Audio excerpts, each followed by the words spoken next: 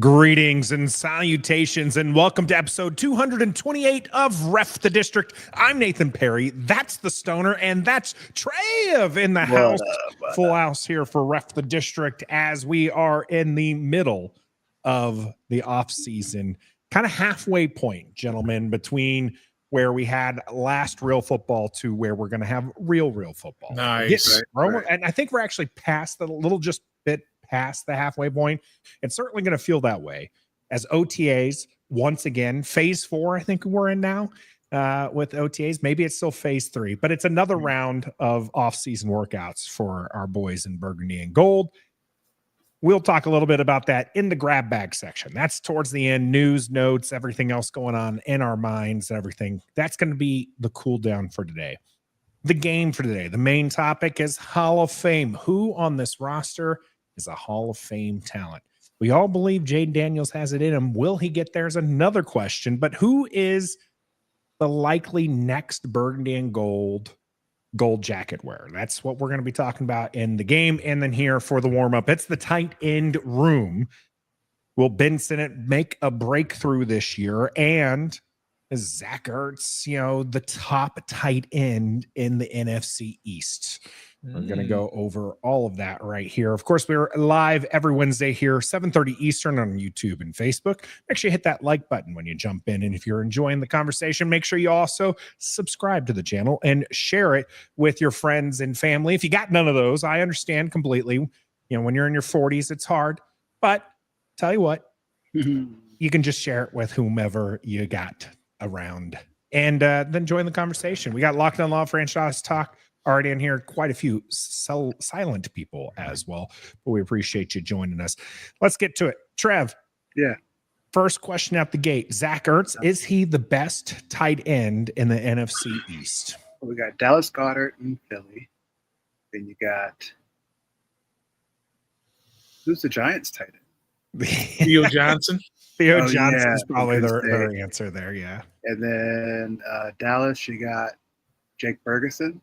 Mm-hmm. Yep. Yeah, I'm gonna go. Yeah, he's definitely the oldest, but he has accolades to back up my yes. I think Super Bowls, playoffs, a lot of catches, a lot of yards. I know he's on some kind of list for tight ends and yards, like top 15 or something like that, top 20. I don't know. So, yeah, Theo Johnson still got to prove himself. Dallas Goedert's good, but he's injured a lot. Doesn't really finish a whole season. And then Jake Ferguson, he's good, but he's coming off an injury too. They should have kept Dalton Schultz. I liked him. He was a good tight end for Dallas, but he's in Houston. But he's the best tight end in the NFC East. I don't know why. I mean, I can't knock a guy for his health risk. Right, that's everybody. His age, as Franchise Talk says, he does definitely have a higher health risk. But he played more games than anybody did last year. That's your most recent season that you can pull from. Mm-hmm. And he had the best season out of anybody last year in the NFC East for tight ends. Yeah. He did. He was awesome last year. He had 7 touchdowns last year. He played all 17 games. He played all 20 games. Wow. Dallas Goedert can't say that. Ferguson, none of these other guys can say that. Mm-hmm. So is he a health risk? Yes. But as long as he's healthy, you have to say he's the best tight end. And so far as a Commander, he's proven that he can stay healthy. Yep. So I don't think you can knock him down for his risk. Yeah. Sorry, Trev. I think that the injury risk and the age becomes a factor when you're looking at it from a fantasy football aspect, or if you're looking to project numbers for the next season. But that's not necessarily the conversation that's being had right now. Now it's about like who is currently going into the season, who's the top tight end, and Zach Ertz does have merit for it. But I will say age and injury risk means like at the end of the season, you wouldn't be surprised to see him knocked. I mean, this is a guy who played 928 snaps last year. That is a ton of work for a kind of a late stage guy, the second closest, by the way, only with 881. You guys got a guess? In the entire league? In the NFC East. Oh, in the NFC East. Let me check here to see if who's There's surprisingly not. He's not first. He's actually got quite a few, probably the usual suspects ahead of him. But who in the NFC East is the second? NFC East, second most used tight end. Nah, because he only played like half the year. Would it be crazy to say John Bates? John Bates is not second on this list. John Bates. I would probably go with like Bellinger or something. Grant Calcaterra. Oh, see, I was thinking Calcaterra or Bellinger. I was thinking Theo Johnson, Dallas Goedert, Jake Ferguson, then John Bates with 608 snaps. Yeah. So kind of all the way down there. Bates obviously not being used a lot in the receiving snaps. In fact, here on PFF, they've got him listed down as only 183 times as a receiver out of those 608, but 338 times as a run blocker. Mm-hmm. How do you value, Trev, the blocking aspect of being a tight end? Because right now this is a pass happy league. Tight ends have kind of grown from this, lightly used offensive threat, but mostly as a blocker. Like you had to have the duality, to now we're glorifying the guys who are really just big wide receivers and maybe okay blockers. John Bates is the reverse. He's a small bodied offensive tackle and okay wide receiver. I think it's really valuable because now the quarterbacks are becoming more mobile. Offense is becoming more spread. You're going to need those extra blockers for the quarterback to make his move and do what he needs to do to either make the pass or the run downfield. Same with the screen game and guys coming out of the backfield as well. It's very important. If running the football wins you championships. Successfully running the football wins you championships. Yes, it's a pass-happy league, but when the playoffs start, what happens? Saquon. Yeah. It's just Saquon. So, and they probably use two tight end sets a lot. So, yeah, it's very valuable, even though it is a pass-happy league and they're looked at more like wide receivers and tight ends. But blocking is very valuable from tight ends. I think you might start seeing a little bit of change in offensive philosophy because of what Saquon Barkley did. I mean, he carried the Eagles. Yeah, I know. When you have A.J. Brown, Devontae Smith, and Jalen Hurts, and your running back carries you to the so right. So I think people, it's a copycat league, right? That's what the NFL does. They see what works, who's successful, and what they're doing.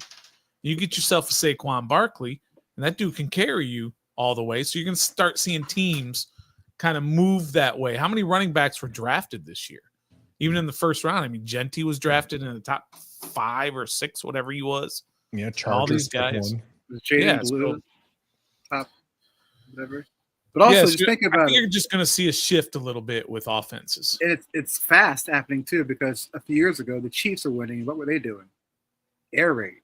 I mean, their running game was by committee. It wasn't like a dominant thing that carried them there. It's Pat Mahomes finding no-name receivers downfield and making plays. And now it's strictly just hand the ball off, no matter who you got as wide receiver, just hand the ball off.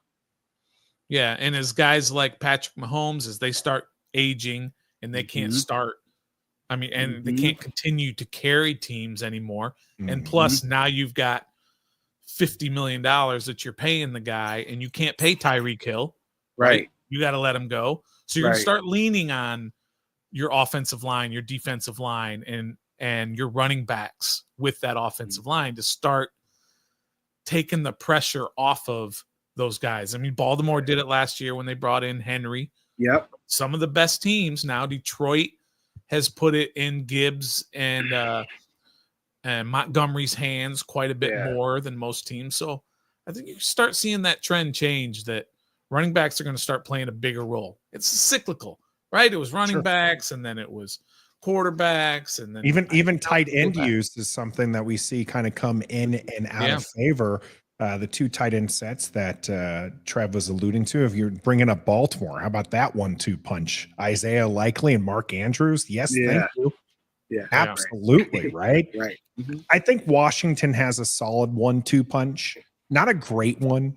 They're workman-like. We have Locked on Law calling, no yak sack, right? no yards after the catch for Zach Ertz. A lot of times he caught it and he fell down. I mean, we lost our minds when he caught one and he started running. Yeah. And then Bates, like I said, limited as a wide receiver. I think underused as a wide receiver. But, I mean, when you got the pass catchers, that Jayden Daniels is more comfortable passing the ball to, by all means, just have Bates in there as a blocker. He did fantastic at that. All you have to know about John Bates, Trev, and Nathan is that he was re-signed by Adam Peters, and such. And he's what? Is he the second guy that was re-signed from a previous regime?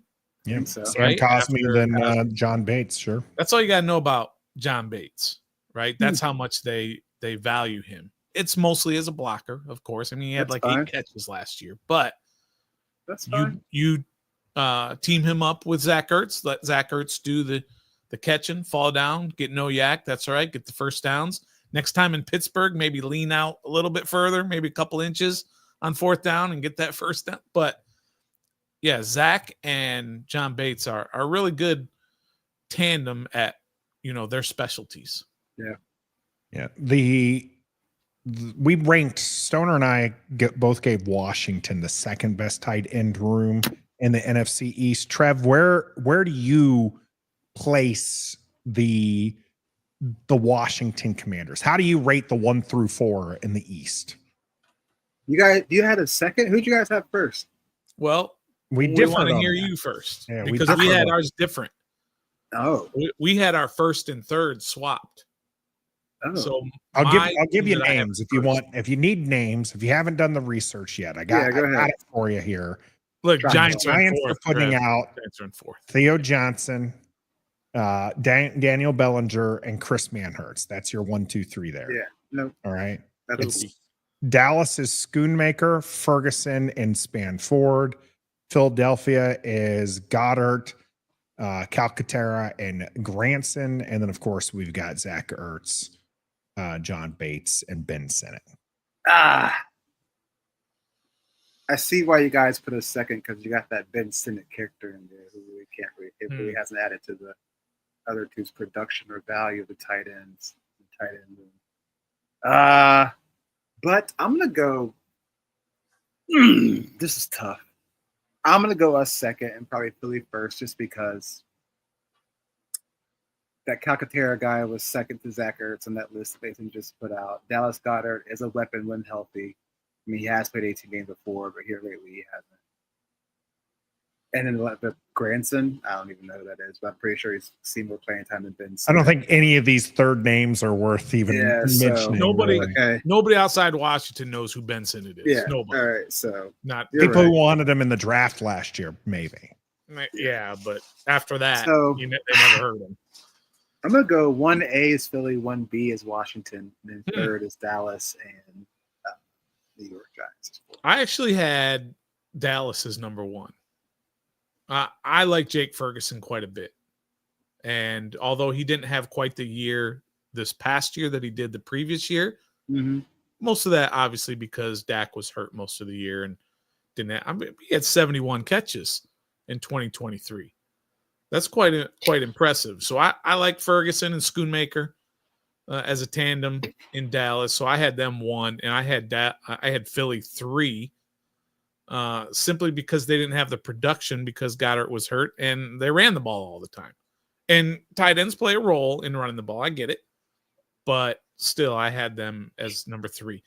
There might have been a little bit of bias that I was just tired of seeing. not wanting to see Philly at the top. I think time we had Philly at the top. We're kind of doing a trends thing here, right? Yeah. Like it's just like Dallas with a healthy Dak Prescott. Those that's a tight end room that's trending upwards, where Dallas Goedert, if people want to knock Zach Ertz for health and age, Dallas Goedert's getting up there too. And he's had a lot of missed games over the last few years. And even though that's who I think, when healthy, might be the top tight end in the East at this stage of their career, when healthy, he's still kind of supposed to be in his peak, but he might have passed it. It's been quite a few years since he's had a healthy season and 800 yards. So, but I think Dallas Goedert might still be that number 1. But you got Ferguson's trending up, Dallas Goedert's trending down. So it seems like you're just like, yeah, I'm going to hit this early. So when we do this, when we look over this list again in the end of the season, you'll probably be right. Jake Ferguson probably has a very good year, and Dallas with a bounce back year after Dak's injury might look better. I do like where we're at in this span. I don't think this is a strong group. We've talked about how the wide receivers look good, and when you compare them to across the league, the QBs probably the best QB rooms across the league. Running backs are okay, and tight ends I think are right there, maybe even below running backs. I don't think you have any true game changers in the NFC East. Do any of you disagree with that? No, not even close. And Ben Sinnott, kind of getting back to Ben Sinnott a little bit, and I give him a hard time, obviously, because he played 27% of the snaps last year, caught 5 balls all year, was basically non-existent on offense. He was key on special teams and played quite a bit there. But I'm not down on Sinnott. I believe he can develop into a much better player than what he showed last year. But just having Zach Ertz and John Bates there, Bates is a better blocker than him. Ertz is a better pass catcher and route runner than him. And so he's just going to have to sit back there and learn. And I'll be honest, I kind of hope that Ben Sinnott has 5 catches again this season. Because that means Zach Ertz was healthy and playing very well. And that's key to Jayden Daniels' success, offense success, team success. But I'm not down on Sinnott. I just think he's just got 2 guys who are better at this point. We all know it takes tight ends a little bit longer to develop than a lot of other positions. I mean, it used to be wide receivers took 3 seasons, right? Like that's when you can see a wide receiver blossom into an offense. Was it supposed to be year 3? Yeah. I think things have kind of changed, and it'll be interesting. You still see some quality tight ends out there. Brock Bowers being one of them from last year's draft, who just came onto the scene pretty strong. Kyle Pitts, great first season, kind of not so great the rest of his time. Bates is somebody who's had some time in here, and there's some love from him in the comment section I'm going to get to, and we're going to get back to Ben Sinnott here. Trey, hail from Central Florida. Hail. Thanks, Trey, for jumping in here. Bates can come up big. Think the idea is to let Sinnott to pick up habits. Yeah. Ben Sinnott, learn a little bit from the guys in front of him. Not bad gents to be learning from. A great blocker and a potential Hall of Fame candidate. And Zach Ertz. We'll talk about his accolades in the game here. And then Doug with a throwback here. Bates is our current Don Warren.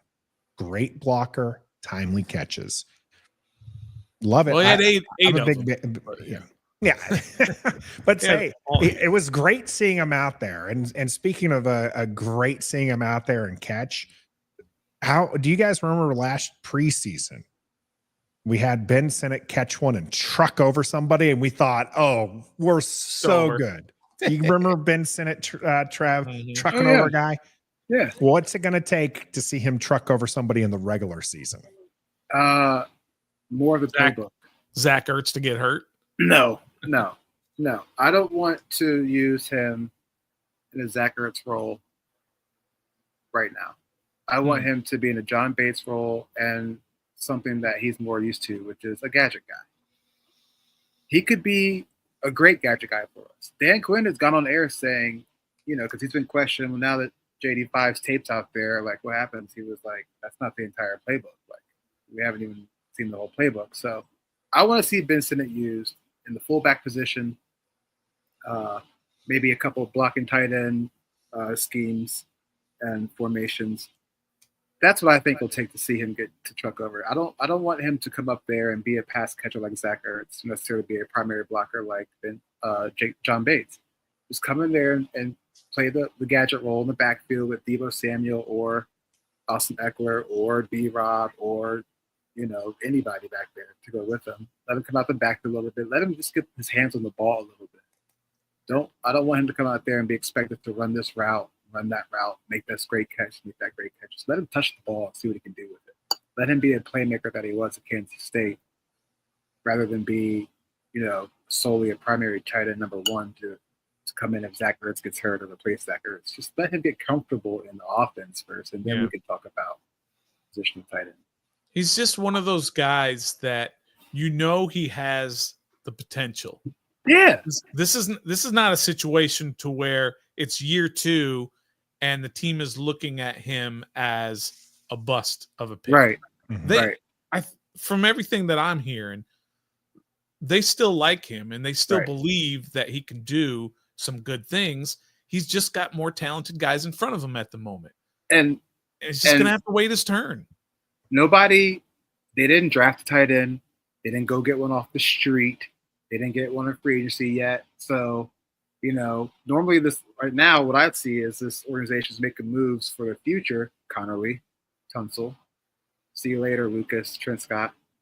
Krosky Merritt, B-Rob, this is your prove it year. If not, we got Krosky Merritt ready to go. If not him, we got a couple other guys ready to go. You know what I mean? But tight end, they didn't touch that route. So I do agree with you. So I think they like Ben Sinnott. They just got to figure it out. They're waiting for him. They're allowing him to develop. Like we said, learning from 2 of the better players in the league, and Zach Ertz and John Bates as a blocking.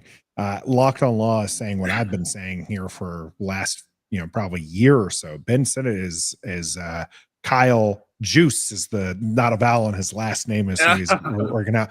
You look over at San Francisco, which is where Adam Peters did come from. They had a quality 1-2 punch there with Kittle and Juice as their deals. I see more Juice and Ben Sinnott than I do see Kittle. I think that he's a little bit more dynamic than that. Kittle's the better tight end overall, but there's a lot of dynamic play from Juice. Now you hope Ben Sinnott can take that next step and be more over the Kittles and the likes, especially draft in the second round. But I do think that's where his skill set is right now, because you're going to see him be a little bit more shiftier and less crafty. Does that make any sense? Yes.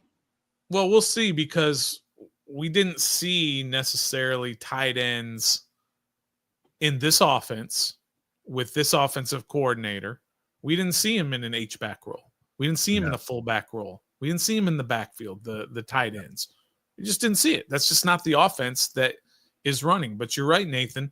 They can't just sit there and go out with the same 55 plays or whatever next year. They have to be creative, and they have to figure out ways to fool the defense so that they can't key on what Jayden Daniels does well and try and stop it. So hopefully you'll see some different formations where you do have a tight end in the backfield.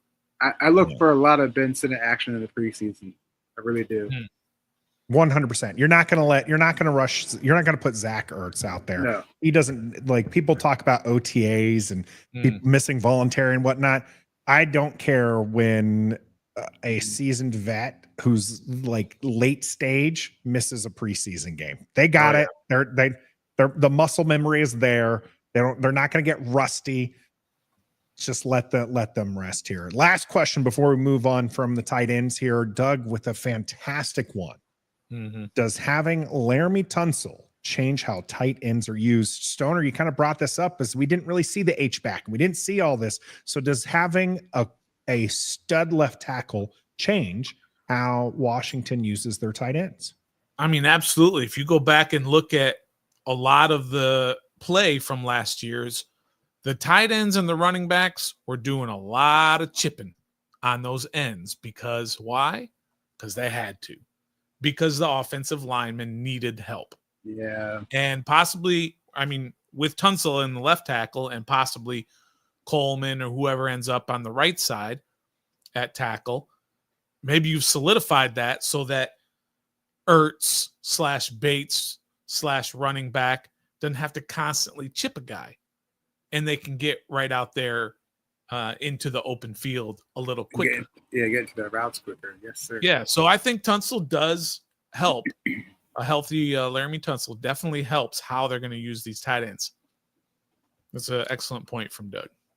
We will, in fact, see, looking at the numbers last year, John Bates was on 87 pass blocking snaps and didn't have that, didn't have the best score, but that could also be a shade of the fact that there was, a lot of these guys had so many fewer. For instance, Ben Sinnott, the best PFF score for pass blocking, only 17, right above Zach Ertz with 15. So you didn't see Zach Ertz doing a whole lot of chip blocking out there, as more often than not, he was out there to catch the ball. And that was something he's done very well over the course of his career. But has he done it so well to the point that he will be in the Hall of Fame? We're going to be discussing that next right here on Ref the District.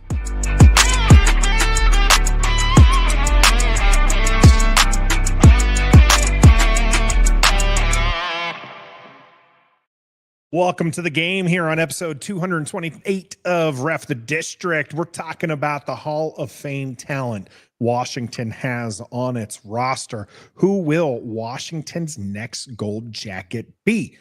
Bobby Wagner is probably a lock, guys, right? There's no doubt about it. Any doubts that Bobby Wagner ends up in the Hall of Fame, Trev? No. He's first ballot. First ballot Hall of Famer. Absolutely. My question that we had on Monday was whether or not Zach Ertz has done enough in his career to merit Hall of Fame status. I'm going to give you his stats here. Yeah, and we are going to have that discussion about, he was in Philadelphia for 9 years, right? So this is probably, he's going in with that midnight Kelly ugly green and maybe not burgundy and gold. Can I ask something about that? Sure. Real quick, just that point, not the whole Zach Ertz part, which we'll get to. I don't understand that in football, that he'd be going in as an Eagle. How do you go in as an Eagle? Just a question. How do you go in as an Eagle? How does Bobby Wagner go in as a Seahawk? You can't. You can retire like that, but you can't go in the Hall of Fame like that. It's a bust of the person. There you go. Yes, exactly. It's not. You're not wearing a helmet. That's right. This isn't baseball where you Very wear a hat. good point. This is not. No, this is not. It's how people. Bobby Wagner. It's how people remember you. Okay. Okay. So yes, these guys will have worn the burgundy and gold, and they will have a Super Bowl to their name after this next season. Yeah. With the burgundy and gold, but how will they be remembered? And I mean, this goes true for some even of the Washington's greats. I mean, it wasn't like John Riggins spent his entire career in Washington, but he's remembered as a Redskin.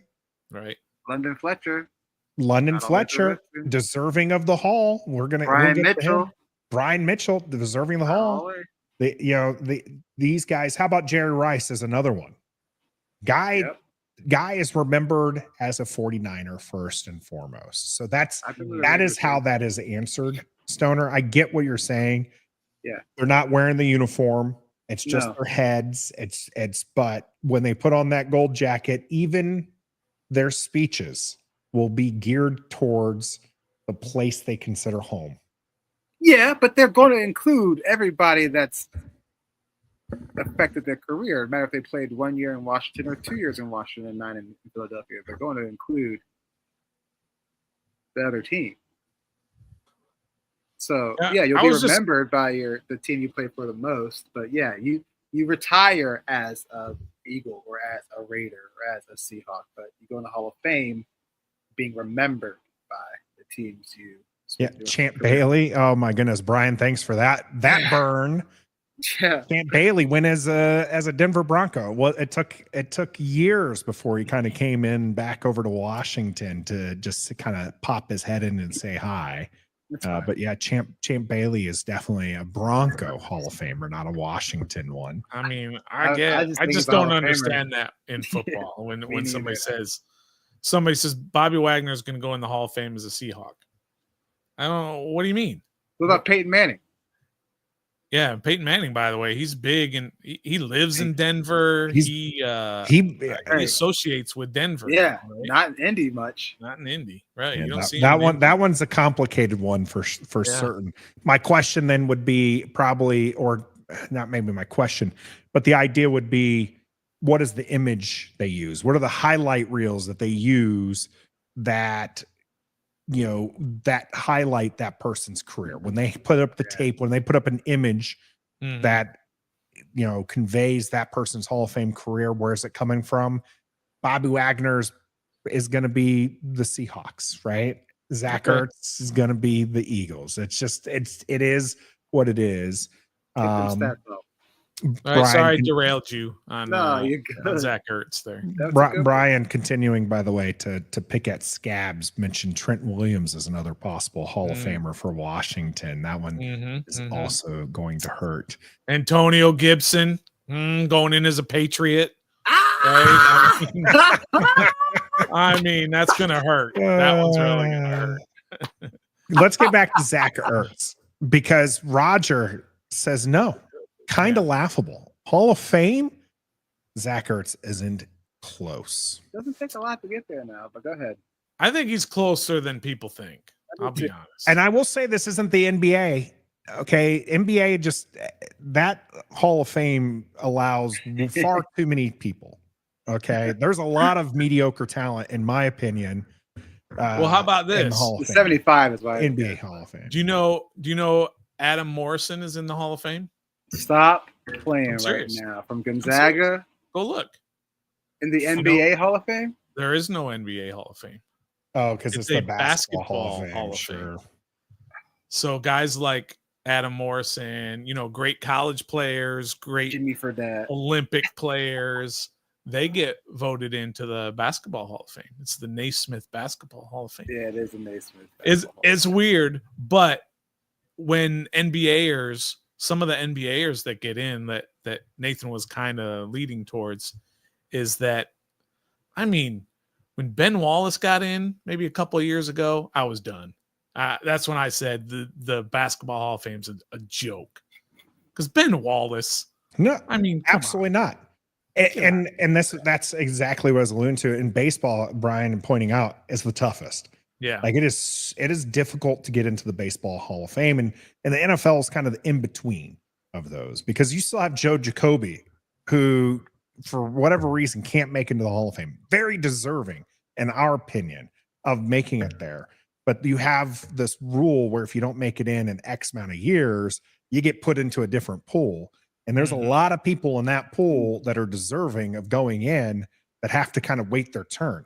How about wide receivers? For the longest time, you weren't seeing wide receivers make it to the Hall of Fame because there's just such a backlog of quality wide receivers that they didn't want to just everybody to get in. You don't want the so-so, the Hall of Very Good Players. Yeah. You want the Hall of Fame. Absolutely. Yeah, that's the way it should be. It should be very stringent.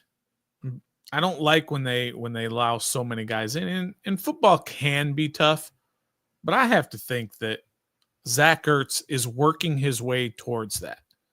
If he has another couple of years like he had this past year, and I'm not saying he will, right? If he has another couple of years, he'll go in as a compiler, right? Somebody who just has numbers.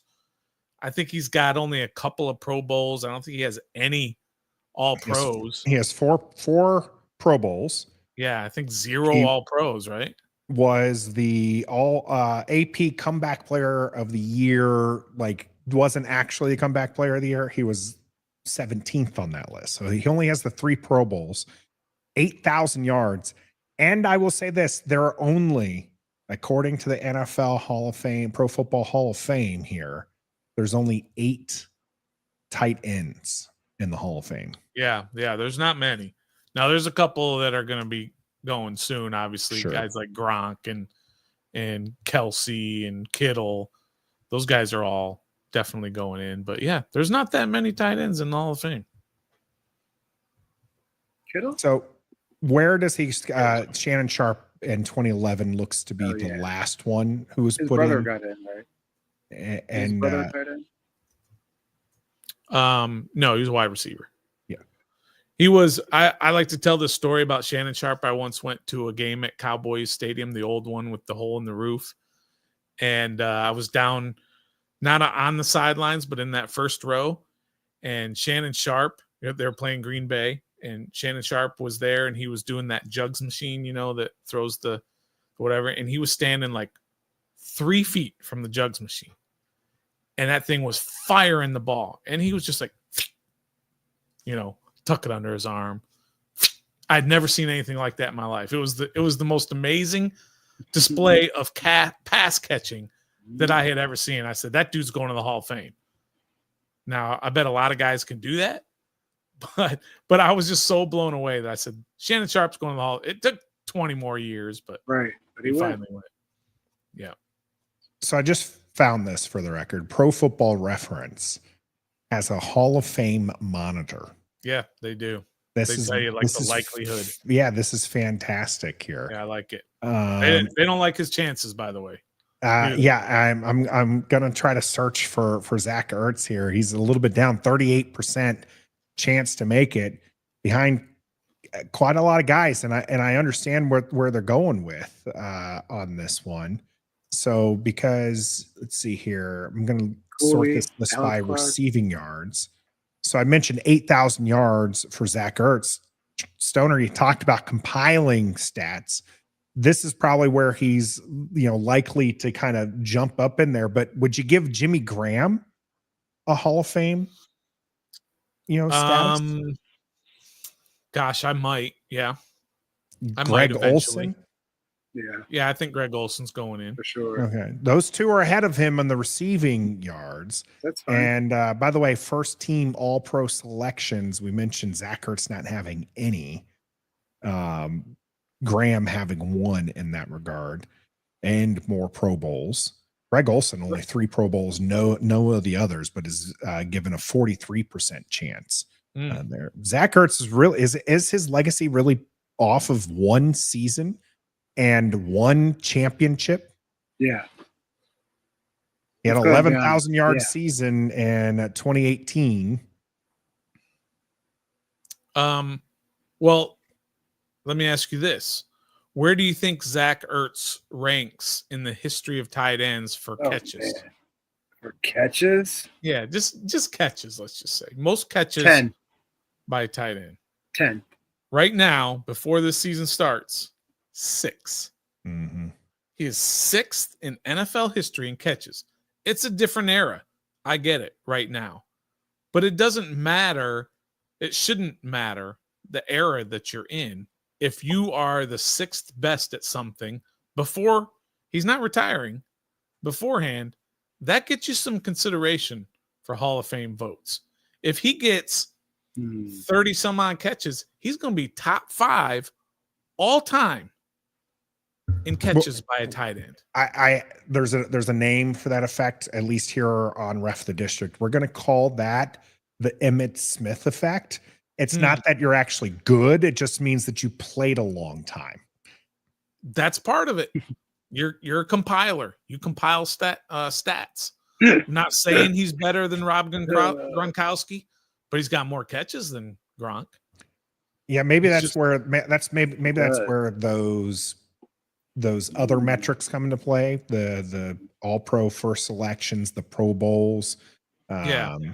He wasn't dominant during his time. There were other tight ends because you had Gronk and you had Kittle and you had Jason Witten and you had Olsen during his time. So there was always guys that were better than him. And, Hall of Fame is you're supposed to be the guy who's better than the others, right? But sure. I mean, top 5 all time in catches, that ranks high for me. And I will say this, and I'm looking over again this Hall of Fame monitor here. Fantastic tool. Games started. He's actually way low on the list of games started. So in that regard, it means that his production per game is actually probably better than quite a few of these guys that are above his name. Vernon Davis, by the way, is another one that's on here. One championship, 2 Pro Bowls. 32% chance for him. So just behind Zach Ertz in production. He's got 7,500 yards. He's played more games though. He's started 179 games, which is a heck of a lot more than Zach Ertz. So I personally, and I think I agree with the Hall of Fame metric here, Zach Ertz is, to me, a long shot to get in.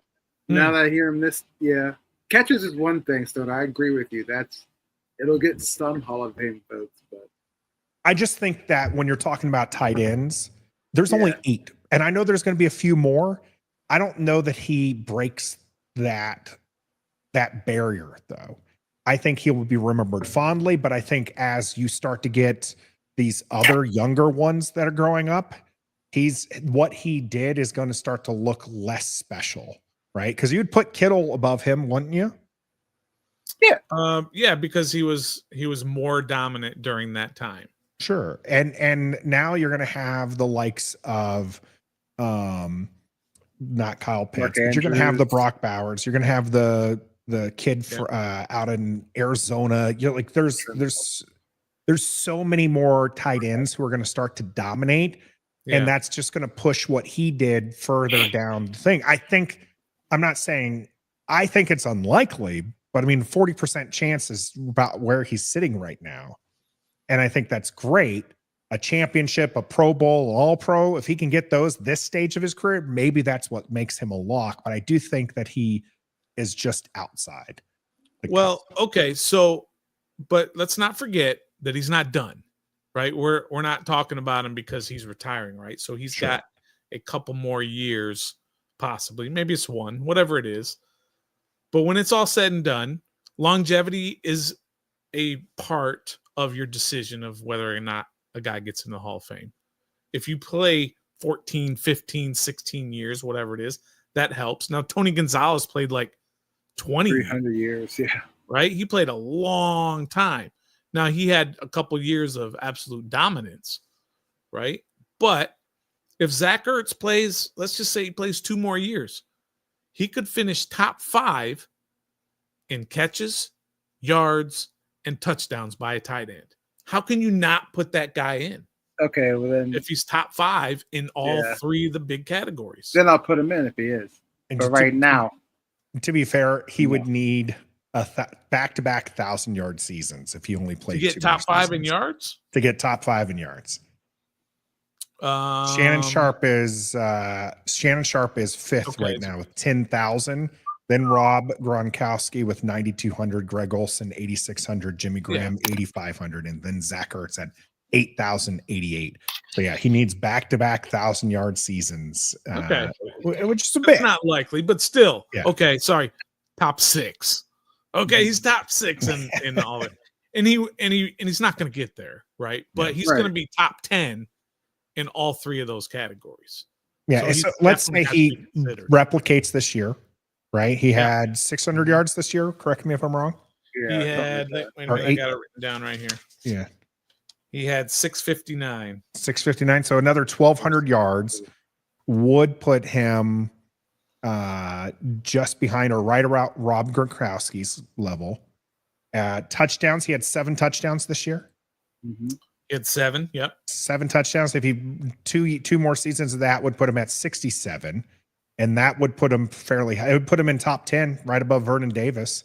Yeah. Behind the likes of Jason Witten, Kelsey, Graham, Gronkowski, Gonzalez, and Gates. It would be close. I do think he needs some more individual accolades, and I think that's going to be what's hard. The volume stats are one thing, but I don't necessarily think the volume stats are going to be what gets him to cross the line. Because like I said, those volume stats are going to start to seem less special as we have more and more young quality tight ends come into play. But if he can get this late in his career, like I said, an AP1 or another championship underneath his belt, I think that would be what puts him past the line here. I want to give a shout out. Locked on Law throughout the name, Jerry Smith, another legacy guy who deserves to be in. This guy, he was only blackballed because of the fact that he's gay. That's it. And he just hasn't been able to overcome that. This Hall of Fame metrics, by the way, has him at 50% likely. He does have an AP1. He has 2 Pro Bowls, did in the league for 10 years, 5,400 yards. This was way back in the day. Okay. This is back when this wasn't what football was about, right? It was about smashing mouths and running the football. And you have Jerry Smith, who was the tight end for so many years in Washington. and deserving. What a lot of people don't realize about the the Hall of Fame voting is that, it's voted on by writers and all this, right? People who are close to the game, and they go into rooms and they debate this stuff. So you have to have an advocate, right? You have to have somebody who has some power, some pull that can go in there and absolutely advocate for you, for the others to vote for you over somebody else, for example. And just the opposite, that if somebody doesn't think you are, they're going to advocate against you. Yeah, they're going to politic against you, sure. Yeah. So there is a little bit of politics involved in all of this, right? So we'll see how it goes for Zach Ertz, but he's a lot closer than I think people give him credit for. Since you brought up the politic angle, we'll get back to the current players here in a moment, but you have the likes of Jerry Smith and Joe Jacoby, London Fletcher, Brian Mitchell. These guys have long been held out of the Hall of Fame. Is all the good grace that we're starting to see for Washington going to fall their way? Are we going to start seeing people be like, hey, let's reward these players for what they are deserving of now that the team isn't under the cloud? Yeah. Mm-hmm. That so. Will be interesting to see if that happens. I think it will. I mean, guys like Brian Mitchell, Joe Jacoby, these guys, Jerry Smith even, right, that you were just talking about, they absolutely need to be given more consideration. And for whatever reason, they're not. And maybe that reason was something to do with what was going on in Washington all those years with the cloud that Nathan mentioned. Hopefully you're going to start seeing that, but man, it gets harder and harder as guys become older and their stats become less meaningful because you have more guys passing them in certain statistical areas, right? When you look at Mitchell and you say, well, now this guy's got more return yards or all-purpose yards than Mitchell. Well, yeah, but he didn't 5 years ago when he should have been voted into the Hall of Fame. So that's going to play into it as well, right? I forget who put it, but the fact that we do have a different Devin Hester, amazing return guy, put into the Hall of Fame over Brian Mitchell. Yeah. Seems to be a bit of a shame in that regards. But Devin Hester acknowledged that. He hopes that guys like Brian Mitchell will start to get into the Hall because he broke that barrier for return guys. So I think that's fair. We'll see how it goes. The question from Just B here was Chris Cooley's stats. He has a 19.78% chance according to the metric here. He finished with 2 Pro Bowls in 6 years where he racked up 4,700 yards. Yeah, he's not even top 25 in any of the big categories, statistical categories. We remember Captain Chaos quite fondly, but 6 seasons is not a lot to be a starter in the NFL. The Devin Hester thing, maybe it's because he had 20 career return touchdowns. Oh, Devin Hester's deserving, and no one should ever take that away from Devin Hester. B. Mitchell had 13. Maybe that's why he got in before. Yeah.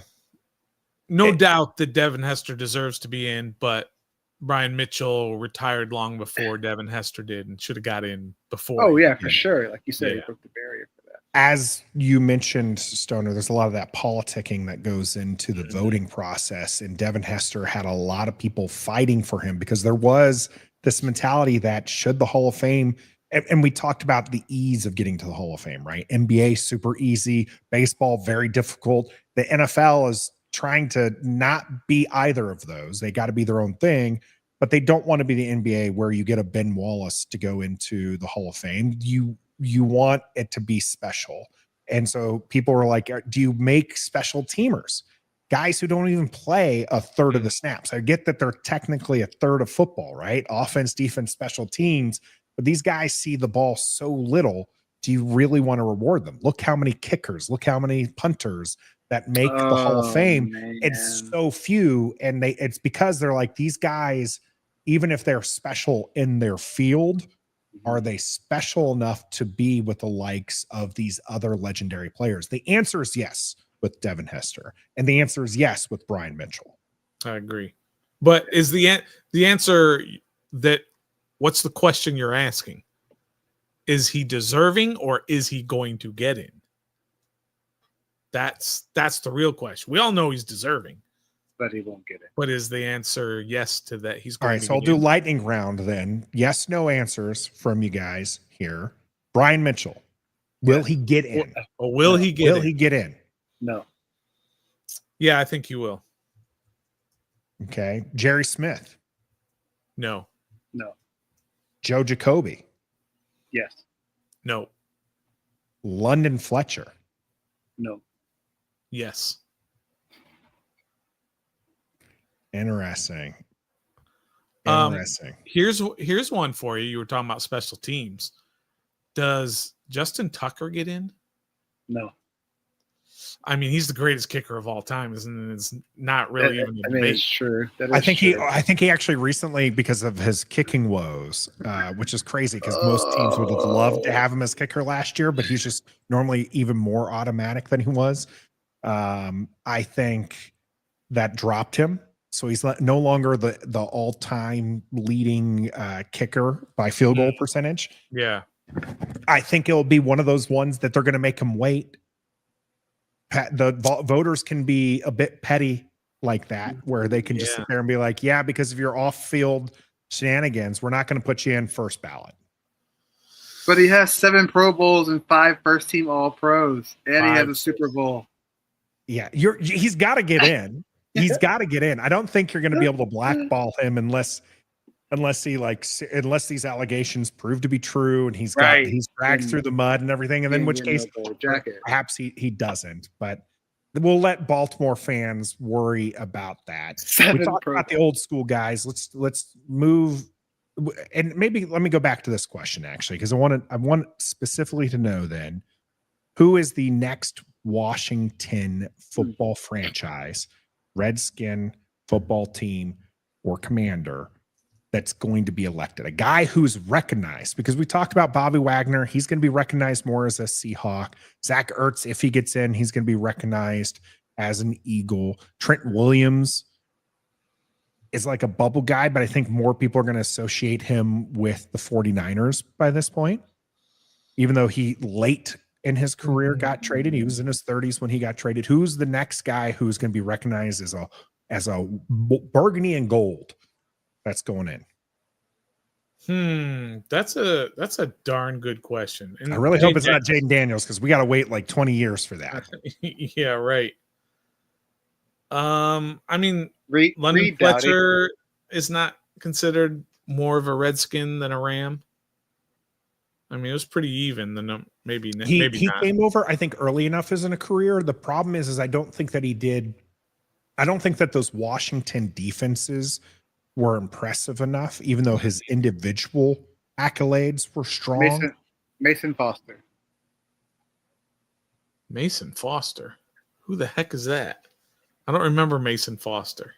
He's a linebacker for us. Yeah, don't entertain it. Don't entertain it. Don't entertain it. Adam Carricker. Oh, geez.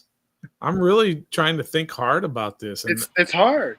It might be Jayden Daniels. Record, by the way, London Fletcher did finish his career really strong. So he has the early championship with St. Louis, had a stint in Buffalo, and then he had 4 Pro Bowls in Washington with 2, not AP1s, but AP2s. That counts. That's pretty good. Yeah, I'm going to look at the inside linebackers here and see where he finishes on the percentage. So 56%. Yeah, I think he gets insane. Gosh, just looking over trying to rack my brain over the last 15 years or so, that was there anybody that? Oh, dude. There's not As a Washington. Not as a Washington player, right? Ryan Kerrigan is very much Hall of very good. Yeah, yes. yeah, he's Hall of fine. He'll get his name of Ring of Honor. Sure. Yeah, Ring of I mean, Honor. he's got like I don't- nearly 100 sacks. That's pretty decent there, Stoner. Here is I mean, you're right. That is. Here's the question though. Should the Commanders retire Kerrigan's number? No. Is he at that level? No. I don't think so. By the either. way, Ryan Kerrigan, 35% chance here with 95.5 sacks. Yeah, I think he just went into some sort of college sports Hall of Fame did. or something like that. Yep, congrats Kerrigan to him. did. That was pretty cool. Let's see. There's nobody. How sad is that? How sad is that we can't come up with one Hall of Fame worthy player that can identify as a Commander / WFT / Redskin until you get to Jayden Daniels. Yeah. And Terry McLaurin's not even that guy either. He's not. Wide receivers he's not a Hall of Famer. is so hard to get in. And Yeah. I think Terry McLaurin is well beloved. And honestly, he's kind of one of those guys. If he can stick around long enough, he'll have the volume, right? If he's playing for 15 years or so, you got to think that he's 1,000 yards a season. He'll be up there. Bruce Smith played for the Redskins, right? We all remember him as a Redskin, Yeah. right? When he went in, it was all about the Redskins. Yeah. No. Oh gosh. I'm just realizing that. I think you can go through every team, even pathetic, terrible football teams, and you can go through them and you can say, well, this guy's going into the Hall of Fame at this point or at some point. Even the Panthers. We just talked about Greg Olsen. Greg Olsen might get in. Julius Peppers, right? He's going in at some point. I don't think he made it on his first drive. Julius Peppers is going in. He's a Carolina Panther, and they're a ridiculously bad franchise, right? He's getting in. Go out to Arizona. JJ Watt, right? Didn't he start out in Arizona? I can't even remember. No. He finished in Arizona. Oh, he finished in Arizona. All right. Is there somebody from Arizona?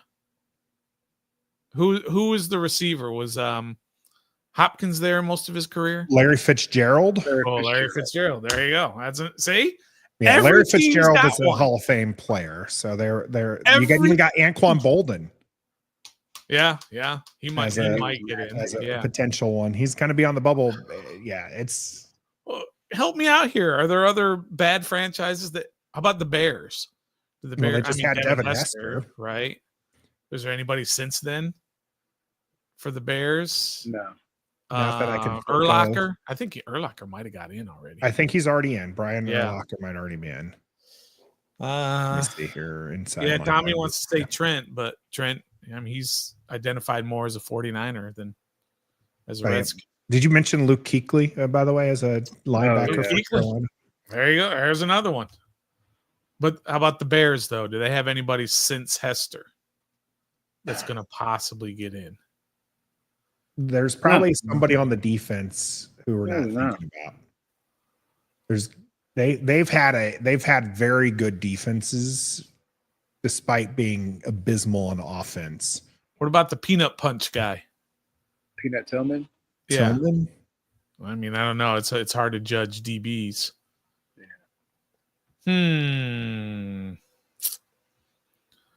But still, they got in Hester. Yeah. Who's the most recent Redskin that's gone in? Darryl Green? No. Maybe Darryl Green. Anybody? Can you think of anybody? Yeah. Who was the last one? Was it Darryl Green? Probably. No. Tony Baselli. Tony Baselli? What the heck are you talking about? The most recent Washington Commanders former player inducted to the Pro Football Hall of Fame was Tony Baselli, who was inducted in the class of 2022. Tony Baselli a played legacy for Washington? Was it a legacy one? What do you? He played for Washington from 1995 to 2001. No, Tony Baselli did not play for Washington. He He absolutely did not. 95 to 2001. He absolutely did not play for Washington. By the way, 24% chance for Terry McLaurin. I've been looking for his name on this list. Yeah, No, he's well below even the likes of Michael. Trevor, you okay? Are you reading? Bro, Tony I'm reading- Baselli, Tony Baselli, the offensive lineman, the number 1 overall pick of the Jacksonville Jaguars. I think their very first ever pick. I think that's his claim to fame. He did not play for Washington from 95. Am I crazy? Can somebody else help me with this? Nathan, you got any thoughts on Tony Baselli? Tony Baselli, offense. Was he tackle? Yeah, he was an offense. He was a left tackle. I Tony think he was Baselli the first here. overall pick for Jacksonville in their history. Yep. There was no chance he played in Washington. According to this, he did not. Jacksonville not. all the way through from That's 95 crazy to how that result 2001. came up. That's Yeah, crazy. Google's AI horrible, but yeah, he did have a huge streak of Pro Bowls with Tony some Baselli. AP ones. But yeah, definitely did not play. Probably Dale Green then. Yeah, Yeah, it's probably Russ Darryl Green. Grimm. Russ No, it's I think Grimm was after, right? But yeah, it's been a while. It's been a drought. Terry That's McLaurin, terrible. kind of a bubble guy. Not really there. We mentioned some of the older guys. It's rough. It is. Hopefully this with Jayden Daniels era will start to get more and more going that way. Who are guys on the team now? And we have already talked about Jayden Daniels, but who are the guys that could possibly just take off as, as a Hall of Fame type player? Are there any guys that you look at and say, that guy could possibly, could Frankie Louvu? No. Could No. Sainer There's still? Nobody. Sainer still? Nobody. So Sanders still would be an interesting one, but I like I said, it's going to be hard to judge Yeah, nobody. the DBs, and him being a DB3, I think is going to be too difficult. Luvu, I feel bad for saying this, but unless he to me would have to have a very good to elite level of play for the next 5 years under Washington for him to make it. Yeah. He was good in Carolina. He had a good year last year, but he's known to us, and now he's known to the national media, or to the whole national to football fans everywhere for his leap over during the tush push. Yeah. But that's it. He's not, unless he makes himself a household name, I just don't see him making that. He's on his second team, and I hate to discredit people who make it to their second team. Third team, yeah. Third team. Yeah, I hate to discredit that, but when you're a young guy, and I know London Fletcher is a guy who I love, the captain. I love that guy. I got one. He's 3 teams, and that's one of the knocks for him. And we're just used to seeing poor linebacker play here the past few years, that we get a mediocre one. No offense, Frankie Louvu, you're lights out, but let's just be honest, you're mediocre considered to the rest of the league. And we're like, oh, Hall of Fame? No, not even close. Go ahead. I got one for you. Who? Game five. Could Laramie Tunsil have a Trent Williams-like career with his second team at age 30 and then play for 7 or 8 years at a super high level? I like that. With Washington, right? Now, I don't think Tunsil I don't even think he has one All-Pro, but he's got he has the five Pro Bowls, though. Yeah, he's got a bunch of Pro Bowls. If you get him some AP ones, yeah, there's possibility, right? You get him AP ones and a championship. He's probably the closest one that we have on the team to do that. Yeah, what age was Trent Williams when he went to San Francisco? Wasn't he right around 30 years old? Yeah, he was in his 30s. And that's the same for Tunsil. And Trent Williams is still playing. I think he's 38, 37, 38 now, right? So, there's one for you. There's one we can look at that He's possibly 36, by the way, about to be 36. 37 years old. I'd say the big difference is Trent Williams was a Pro Bowl talent for 14 years straight, it looks like, with several AP ones and an AP2 to his stint as well. But I mean, even Washington from 2012 to 2018, he was a Pro Bowler. Mm-hmm. And then he picked up in San Francisco with 4 more Pro Bowlers and 3 all AP1s. So Yeah. Trent Williams is good. It's crazy that he's going to potentially be known more. Maybe it's because those AP1s all came in San Francisco. But the fact that this guy was a stud left tackle and they let him walk, it's just still frustrating. Hopefully that's what Houston fans will be feeling here for the next few years, that they let a Pro Bowl left tackle leave. Yeah, Laremy Tunsil. Yeah, that's a good one. If he can get some of those AP1s and a championship underneath his belt, I think that would be. I think that'd be fantastic. But yeah, Sam Cosmi was mentioned as a potential option. Mm.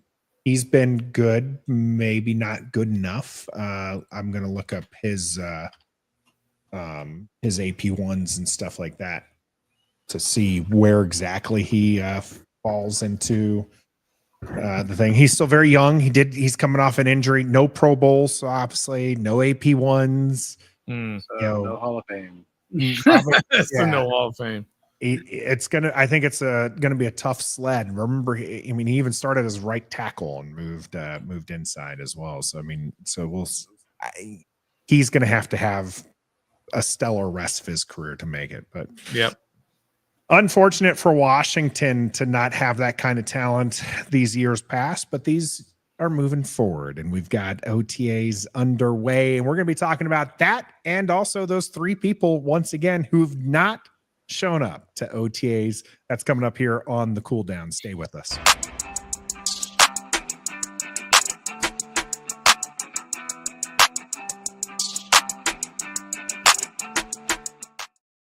Welcome to the Cooldown here on episode 228 of Ref the District. It's grab bag. If you got those questions, if you got something you want us to talk about, make sure that you get it into there. We'll be watching the chat. We're live every Wednesday, 7:30 Eastern here on YouTube and Facebook. Make sure if you're watching us live, you hit that like button. Even if you're not watching us live, you hit that like button. Sub to the channel and share it. Also, make sure you head out to your favorite audio platform and make sure you set us to auto download for that as well. That will help us out and help us reach more people to join the conversation when we are live, even here in the kind of midst of no man's land in the middle of football off season. We've got still plenty to talk about. OTA is underway. 3 gentlemen not present. Once again, Laremy Tunsil, as we just mentioned. Got Marshawn Lattimore, who we did not mention as a Hall of Fame talent. And, of course, Terry McLaurin, who we mentioned his chances were right about a quarter, 24% there, not showing up. Still no big deal, guys. Second week, no show. Still no big deal. It's voluntary stuff. Laremy Tunsil has a history of missing OTA. Terry McLaurin needs to get paid. And Marshawn Lattimore is probably doing the same thing Tunsil's doing. I followed Tunsil on Instagram. The man's working out. And he got them Burgundy and Gold shorts on. And also that he is huge, bro. There's no reason for a man his size to be moving that fast at Agile. I'm 6'5", 313 pounds. Bro. I am so ready. He had his gold chains on. That man was sweating like it was swimming in a river. So all right. I ain't worried about it. Terry got it. Go ahead. Come on, All right, here's a question. Here's a question. You saw him working out. Yep. Right? Yep. You got to do that nowadays, right? You have to show yourself working out. Well, you do. He's wearing burgundy and gold. Yep. Got the shirt, right? The W. Yeah. Yep. Good for him. Right there. I want a pair. Get your ass into Ashburn and do it there. God. Why, bro? Why not? Instead of asking why, ask why not. Because he doesn't need to. He doesn't have to. It's voluntary. That's why not. You don't have to. Of course you don't have to, Trev. None of the guys have to. 87 guys are doing it. Stunner, the man's got 5 Pro Bowls from missing OTAs every year, dog. I don't care. It's, again, he's going to be fine on the field. He's going to be fine. I'm not concerned about that. Where's the concern? I just have a problem with his buy-in of the organization. He's not bought in. He is bought in, bro. He doesn't. He's not bought in, and Lattimore's not bought in. I will say, I'm not siding with He's Stoner. new. He's new. What, dude? I will point out that last year we took the sign of 100% attendees as a sign that people were bought into the new regime, that people were moving forward with this whole new idea. It's a new era in Washington. Fast forward 1 year and it's not 100% committed. I can see where people, when you were one of those people who said, hey, everyone is 100% committed. They showed up to these voluntary workouts. They're committed. They're this is going to be it. I can see if you're one of those people who thought that if now you're at 98%, now you feel like you're less committed than last year. I'm pretty sure they've talked to their coaches and everybody they need to talk to let them know the game plan. And I'm sure if it was a problem, this regime would let it not be a problem, and they'd have the asses in there at Ashburn. But come on, Stoner, bro, it's OTAs. Mm-hmm. I don't. Okay, they don't really want to see Laramie Tunsil if he can be acclimated with a new team. OTAs is for rookies, free agents, second-year players. They want to see how they have progressed from last year. They want to see how they can grasp onto NFL practice in general. They don't need to go worry about if Laramie Tunsil is going to be all buddy-buddy with all his offensive linemen during OTAs. They don't need to see if Marshawn Lattimore is going to, be all buddy-buddy with Senior Still and Trey Amos. He's going to show up to mandatory minicamp with Tunsil, bust these rookies' ass, and get them in shape and get going. The coaching staff does not need to see these veterans at organized team activity. I won't disagree with you there, Trev, but before I let Stoner get to his side of the argument here, I will have to point out that Deebo Samuel, a former Pro Bowler, All-Pro player, is showing up to OTAs, and not only showing up, but he's working with Mikey Sanders still over on the sidelines and working with some of that skill set. Good. Wouldn't you want maybe Laramie Tunsil, who's one of his knocks for Houston was that he wasn't the raw guy. He wasn't the leader of a locker room. Wouldn't you like to see him maybe get over there, though, and teach maybe Connerly a thing or two about being a tackle at NFL? Or maybe you have Marshawn Lattimore, who was not great during his time in Burgundy and Gold last year, coming off an injury, doing something with those DBs and learning to kind of prove that, hey, I still got it. I'm going to be your CB1. No, that's what coaching staff is for. That's what the other veterans are there for. That's what other free agents are there for. Iron sharpens iron. Marshawn Lattimore is not getting paid to come coach young bucks at OTAs.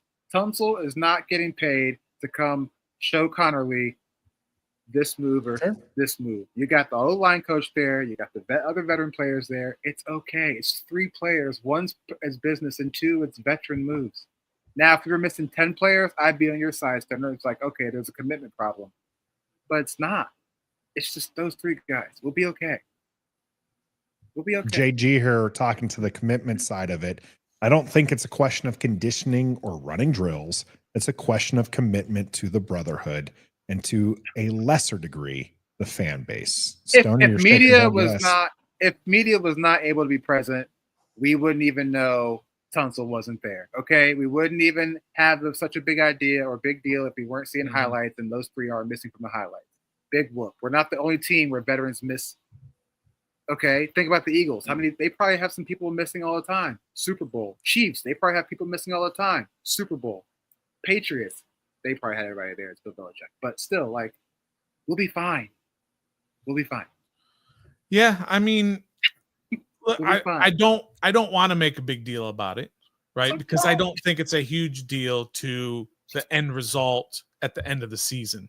I don't think you can ever look back at an end of a season for any team that doesn't win the Super Bowl, and they'll look back and say so-and-so didn't show up in May or June for OTAs, which are voluntary, right? But what I want to see, what I love when I see my football team is I see full-on commitment from every last dude. That means a lot to me. It means a lot that Bobby Wagner is there. He doesn't have to be there. Of anybody on the entire team, Bobby Wagner is the one dude that does not need to be there. That's okay. He's old. Everyone's He's a Hall of different. Famer. He's the leader of the defense. He knows the playbook. So he He's should a be there linebacker. if he's a leader of See the ball, defense. go ball. Right? Then he most That's- definitely should be there.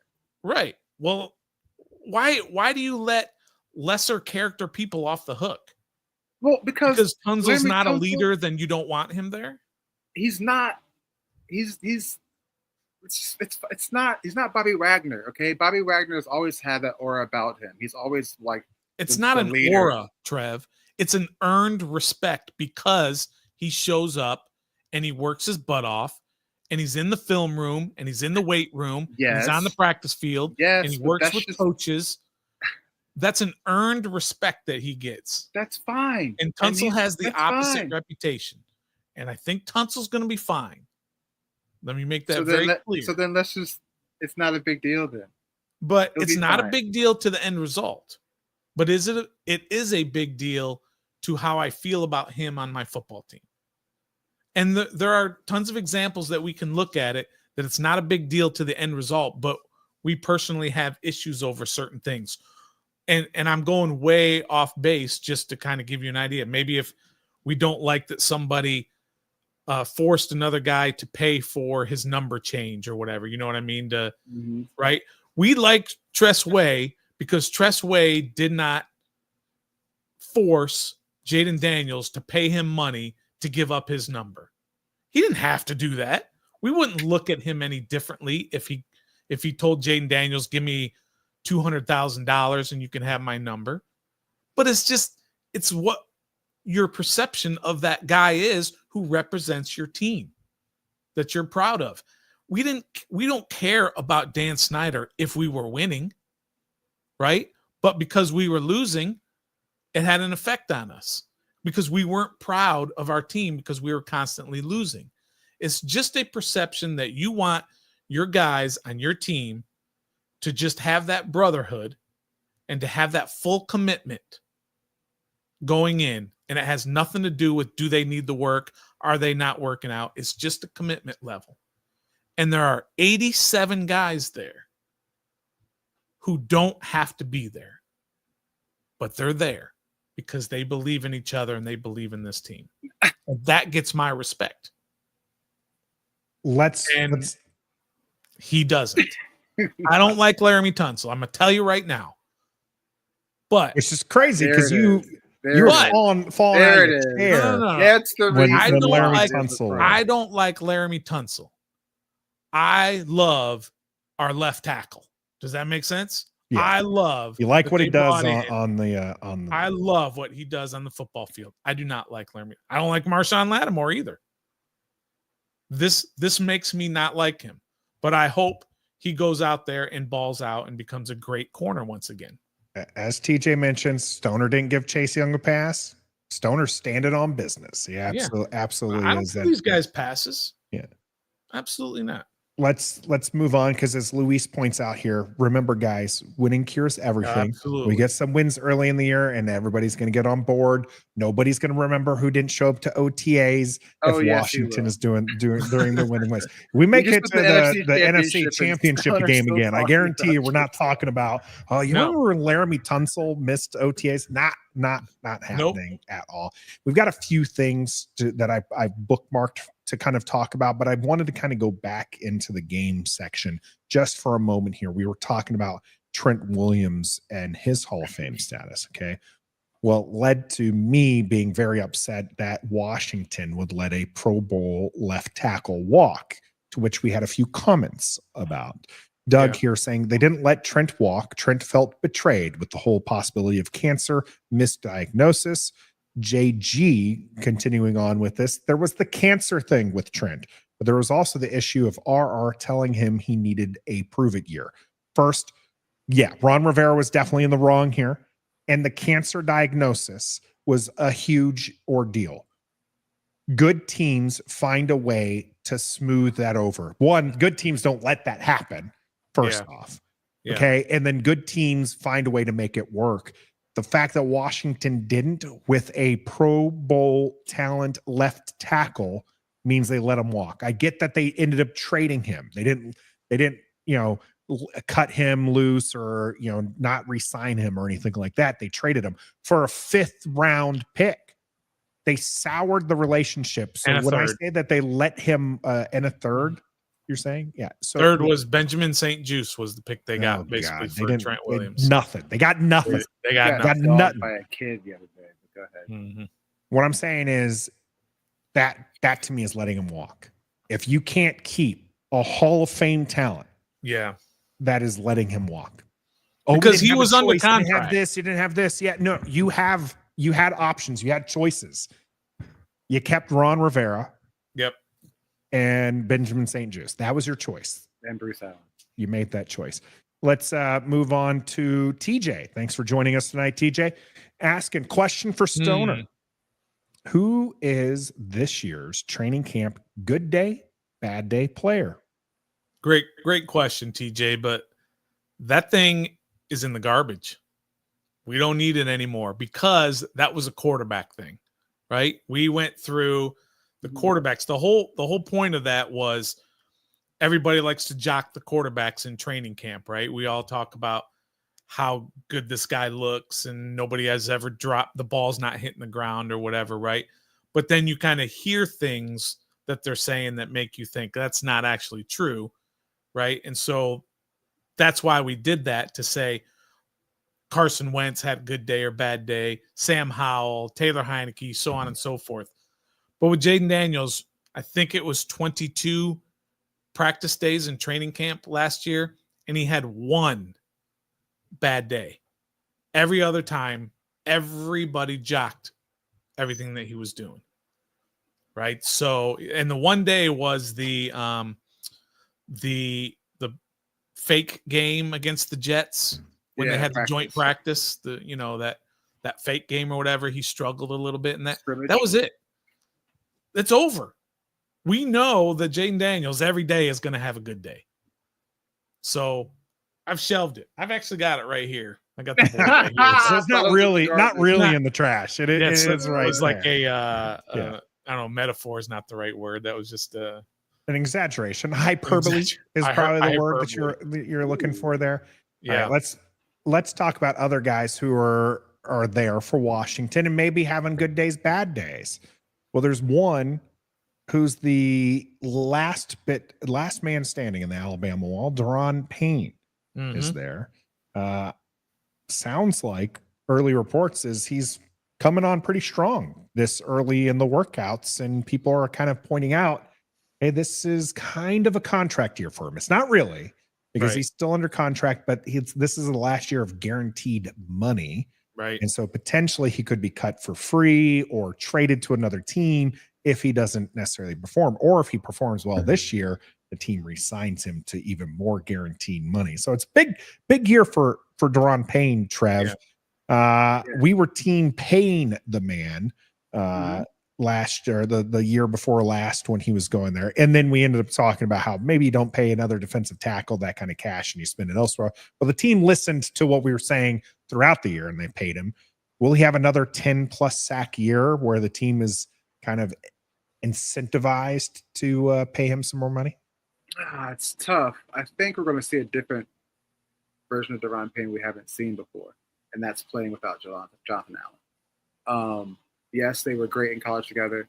Yes, we were hyped that they came to us and started building the Alabama wall. They did some great things together, but now we're going to see a different version. He's probably the oldest guy on the line outside of Eddie Goldman, maybe, or like you know what I'm talking, like the youngest. The starter, sure. The starter, yeah, the oldest of the starters of the group. So he's taking all the young guys under his wing. He can be Johnny Newton's Jonathan Allen that Jonathan Allen was to Daron Payne. So yeah, guaranteed money year. It's pretty much his show. It's pretty much his defensive line now. He's the leader of the group. I think we're going to see a different version of a hungrier kind of let me get out of behind Jonathan Allen shadows and show you what I can do. Not saying that's necessarily a bad thing, but it was always Jonathan Allen and Daron. Allen and Daron Payne. It was never Daron Payne and Jonathan Allen, and that makes a world of difference in the NFL. So Yeah, other reports say he's great. He says he's teaching young guys how to get ready for this NFL. So I'm looking for an energized, hungry, different version of Deron Payne. Yeah, every football player tends to get to a certain spot in their career and they kind of see the end, right? They kind of see, the end's coming, right? I'm a certain age and I've been doing this and the injuries and such. And they know they've got this limited amount of time to earn their money. Yeah. And that's right where Deron Payne is. He's in the same boat as Debo in terms of this is my last shot to get another big deal. And that's where Deron Payne is. He's 28 years old. That is absolute physical football prime. Mm-hmm. Yeah. He's 28 years old. He just turned 28, so he's still fairly young. That's great. Right? And he needs that big year to get paid again. To get another what did Jonathan Allen get? He got 20 a year. Million? Yeah, 3 year, $60 million deal. Yeah. Deron Payne wants that $65-70 million of guaranteed money, and he's got to have that this year if he wants that. So I think he's motivated for money. He's motivated. He sees what this team is all about. And so Deron Payne, 28 years old, been with this team for like 7 years, 6 years, whatever it's been. He's committed. I like Deron Payne more than I like Laramie Tunsil. Oh my goodness. Why we got to drag that back up? But yes, it's been 7 years, one double-digit sack season for him, really averaging about 5 games or 5 sacks a year. But he had the 11.5 sacks in 22. That did get him at number 93 on the following year's NFL Top 100. But to Trev's point, he's always been kind of the guy next to Jonathan Allen. So this will be interesting to see where he goes as the guy who is mainly the main guy, right? You got Kinlaw and you got Johnny Newton. I'm interested in how they're going to use all of them because Deron Payne, we actually got to see last year towards the end of the season, used a little bit on the end as a run stopping end rather than using one of our edge rushers. I still don't see a quality edge rusher. So maybe we're going to see, we've heard it about Kinlaw too. They like putting him on as a big end to kind of stop the run, but also be able to pressure the quarterback a little bit. Johnny Newton is a little bit undersized as a defensive tackle, but he's got a quickness off that snap. He is fast. Yeah. And so I'm looking forward to seeing where these three line up. And I do think Payne maybe doesn't recreate 22 where he had the 11.5 sacks, but I do see some upward projection of his stats thanks to the contract year. I have a grab bag subject. Okay. You just let me know when I can pop in with. You can pop in with it right now. All right. Did anybody get a chance to watch the Commanders log? Yes. Did not. Episode 4 or 5, whatever it was. Yeah. Trev, what was maybe your biggest takeaway from that? My biggest takeaway from that episode. And it was all about the draft. That's what the episode was. It was just the backstory, the inside info about the draft. They stuck to their guns. They stuck to their board. Yeah. They really had a blessed draft. Everything they asked for kind of just fell right to them. They didn't have to really do anything, make any calls like they did last year, you saw. And they just went after high character football guys. So, all right, I'm zipping my lip, right? Okay, go ahead. This is the draft, Stoner. These are kids, okay? This is more important than Laramie Tunsil right now, but anyway. They went after guys who love the game of football, who just want to work and become great and do whatever it takes to carve out a role on the NFL squad. And, I mean, they listen to their staff. They listen to their front office guy. They don't just listen to AP and Lance Newmark. They talk to Cliff. They talk to Joe Witt. They talk to everybody. And I just got from that episode that they just stuck to their guns and went after not the flashy name guys, but guys that they can turn into some grinders here for the Commanders. Yeah, I agree. The picks that they got, the guys that they got came off as very likable. Josh Connerly Jr. came off as just a really likable kid, right? Yeah. Intelligent, hardworking. You know, Winner. there are some times, Winner. especially with football players, there are times when they talk to these guys and they just look like they're uninterested. They're, entitled young men or whatever. Josh Connerly was not that guy. None of them. And all the guys. I mean, I really came away impressed with Kane Medrano. Oh yeah, Well, see, really told you, liked him. told you. You know, just get out on the field and do the same thing. But You're gonna get on the field. You'll see. yeah, We're going to talk about him in just a moment, actually. yeah. But they came off as really. But more than that, and this kind of is part of my point that we were talking about with the Tunsil and all that, is that, man, it's so good. The type of leadership that this team has, starting with Josh Harris, Adam Peters, Dan Quinn, those guys are incredibly likable. Those guys, you know, when you think, and I tried to think about other teams and their coaches and their owners and their GMs and how those guys are. And maybe that's just that what we're getting is like the good stuff, right? Sure. But I can think of other owners that come off as bad, and other coaches that, you know, just don't have a personality or whatever. Adam Peters, Dan Quinn, Josh Harris, man, such a home run with those guys, and we're really lucky to have them. That's what I came away with, just seeing those guys, that commitment to each other and commitment to what they're trying to do here in Washington. And those kids, man, incredibly likable too.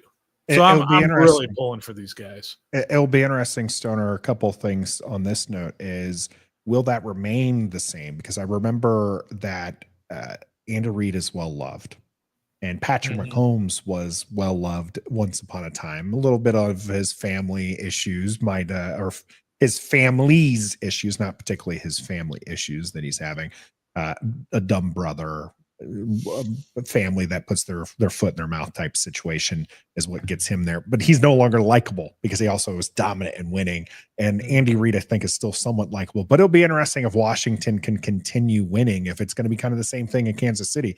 Kansas City was a darling at one point, and then they became so dominant that people started hating them. So it'll be interesting to see where that turn is. Now, Washington and the NFC East will be on Hard Knocks, in-season Hard Knocks. So everybody will get a chance to kind of see just how likable and lovable these guys are.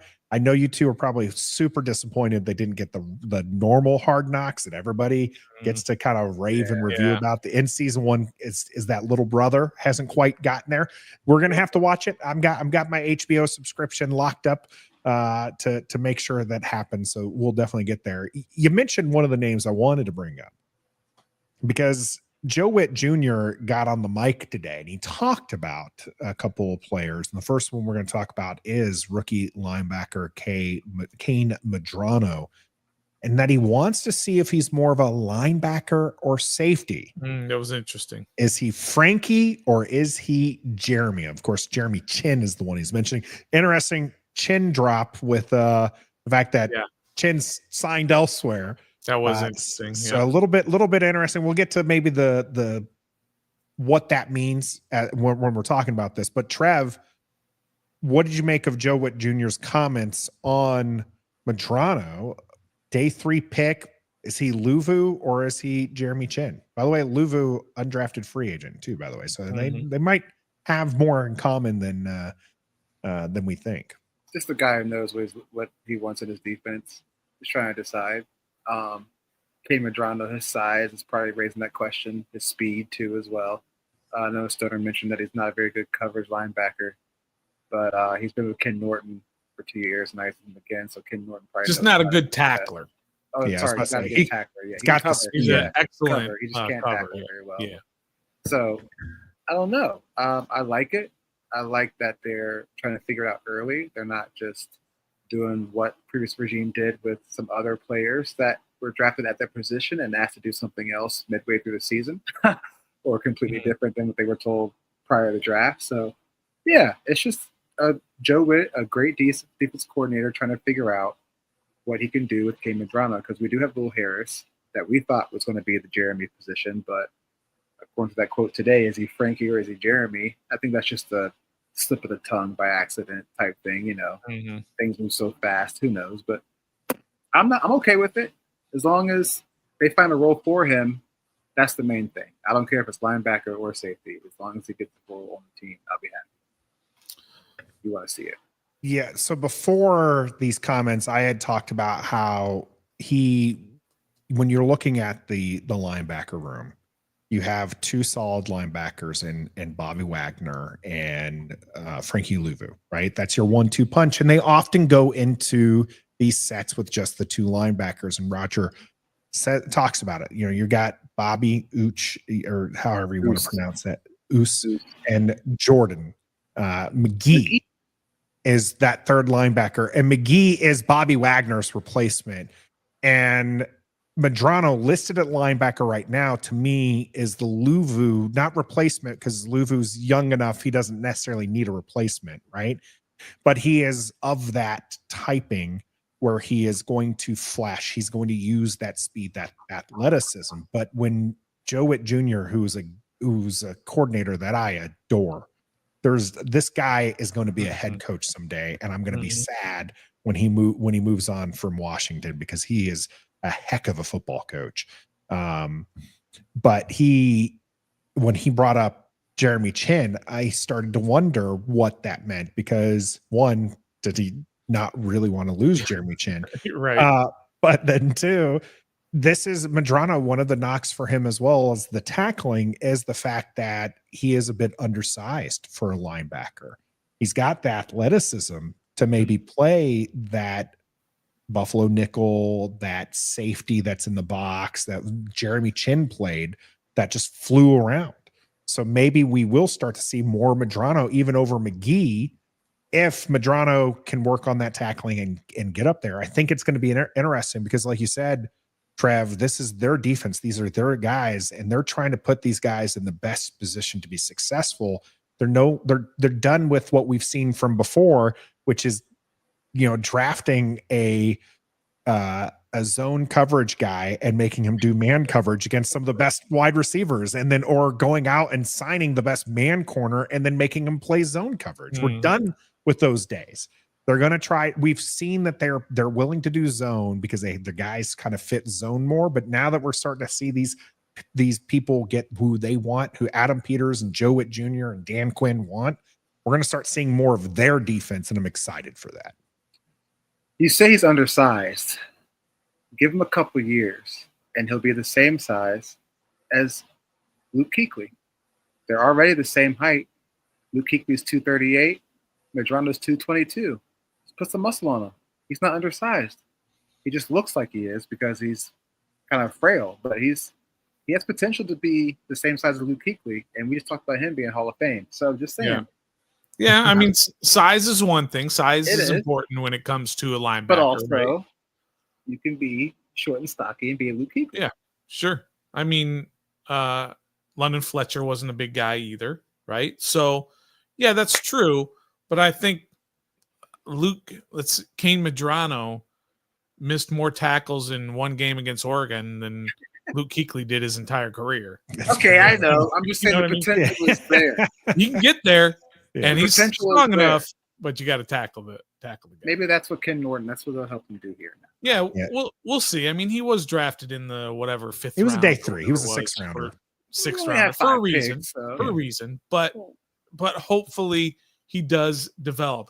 What Adam Peters did well as an assistant GM, let's make sure, when in San Francisco, is they found late round guys or middle and late round guys that turned out to be late really day 2, early day 3 guys who turned out. Yeah. Anybody? He struggled up high, but later in the rounds, that's where he found really good football players. So you're hoping that that's what Kane Medrano is. Well, you're hoping that for Kane Medrano. You're not hoping that's what happens in Washington. You want him to hit on those high draft picks and the back end draft picks. But yeah, JG here saying that I read the tackling issue is related to the angles that he took.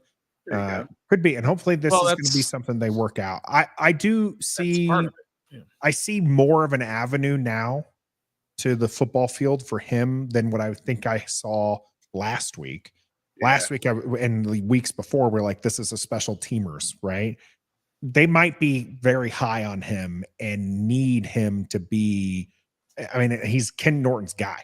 Like, this is a guy that our linebacker coach wanted as well. So, like, they might end up having him play a lot more if he can fix the tackling issue. If he can't tackle, they're not going to put him in. Doesn't matter how much speed he's flashing and how much understanding of the book he has. He's going to be relegated backwards. But I can see him kind of earning that tweener role that the team really likes. Yeah. Now, somebody else they really like, specifically Joe Witt Jr. really likes, is the guy who I really like. So, of course, you know I was going to talk about this. Quan Martin. Joe Witt on Quan Martin said, this kid has the potential to be one of the better safeties in the league. Are we getting you guys on board? Are you guys on the Quan Martin train yet? No. What's he supposed to say? Well, see, that's the thing. That's the thing, Trev. I was going to bring this up too, right? And especially when we're talking about a guy like Martin. He brought up Medrano. He brought up McGee, things like that, right? Payne. He didn't bring up everybody. People were not, the reporters don't ask, how does Quan Martin look this week or whatever? They don't do that, right? They say something very general. You had a decent pass defense last year, whatever. What are you looking at this year to try and improve that? And when a coordinator then calls out certain guys, like a Deron Payne, like a Jordan McGee, and like a Quan Martin, it's because he has high praise for them because of the work that they're doing and the success that they're having on the field. Nobody said, how does Quan Martin look? So your answer can't be, well, what is he supposed to say about Quan Martin? Nobody was asking him specifically about Quan Martin. They were asking Joe Witt about the defense, and he voluntarily brought up Quan Martin and said, Quan Martin is doing this and doing that. He's going to be one of the better guys in the league.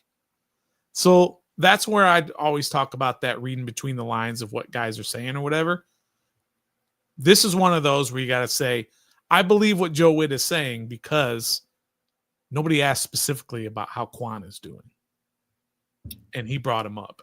I want to hear the same sentiment when the pads come on against other people.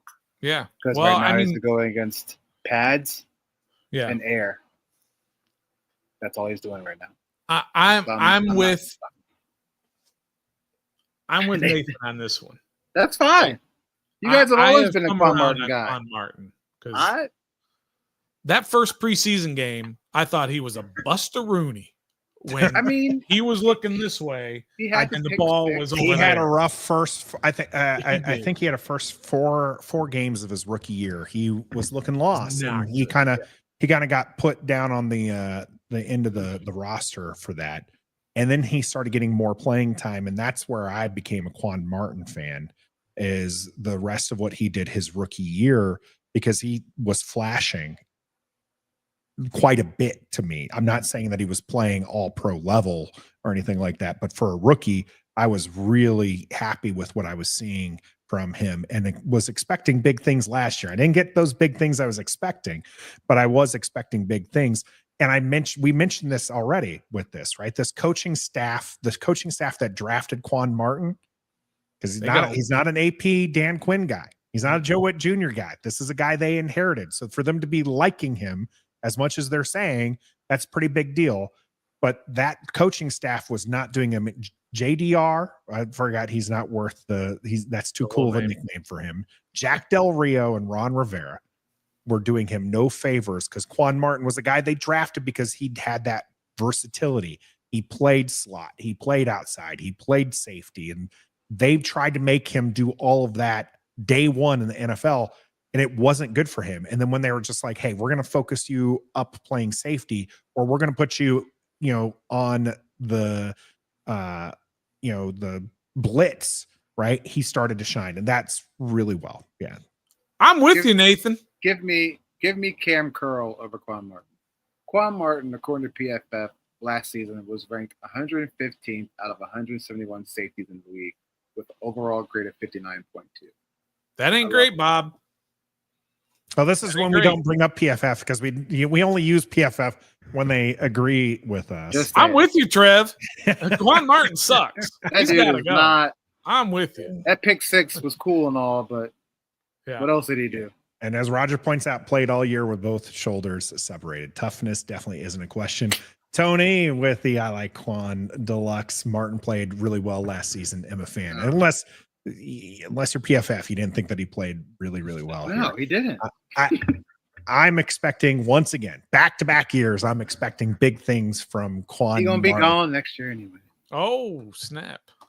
I got one more grab bag for you. You got one more? Because I got one more. So unless our viewers here have some more for us, we can finish with those two. Just real quick, what do you all make that Washington is the 8th oldest team in the NFL? 8th oldest team, average age is 27 years old. Mm-hmm. When you got guys like Ertz and Wagner. Sure. Is that starters or is that just overall that's 53? Overall of the 90, I believe. 53. I think it's overall of the 90. Oh, okay. So they are the 8th oldest team in the NFL. What do you all make of that? Anything at all? I do. We went to the NFC Championship. Doesn't bother me.